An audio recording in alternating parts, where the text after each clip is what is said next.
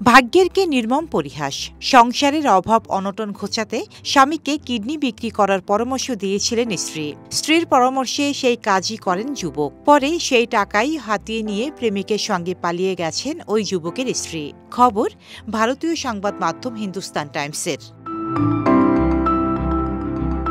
স্ত্রীর বিরুদ্ধে অভিযোগ নিয়ে কলকাতা হাইকোর্টের দ্বারস্থ হয়েছেন পিন্টু পেজ নামে ৩৯ বছরের যুবক। তার অভিযোগ, ভবিষ্যতে নিজেদের নাবালিকা মেয়ের পড়াশোনা ও বিয়ের জন্য বারবার বলে স্বামীকে একটি কিডনি বেচতে অনুরোধ করেন স্ত্রী সুপর্ণা পেজ।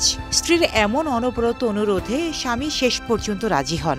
১ বছরের চেষ্টার পর ৩ মাস আগে একজন ক্রেতা খুঁজে পান তারা। ১০ লাখ টাকার বিনিময়ে নিজের একটি কিডনি বিক্রি করেন স্বামী। তিনি আশা করেছিলেন এতে পরিবারের দারিদ্রতা কিছুটা হলেও কমবে এবং মেয়ের বিয়ের ব্যবস্থা সহজ হবে। কিন্তু তিনি জানতেন না তার স্ত্রীর মনে অন্য কিছু চলছে।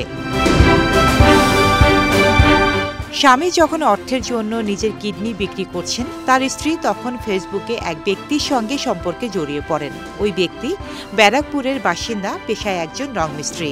সম্পর্ক গভীর হওয়ায় কিডনি বিক্রির ১০ লাখ টাকা নিয়ে তারা পালিয়ে যান। এক পর্যায়ে ঘটনার পর হতভাগ্য স্বামী পুলিশের কাছে অভিযোগ দায়ের করেন এবং স্ত্রী ও তার প্রেমিকের সন্ধানও পান।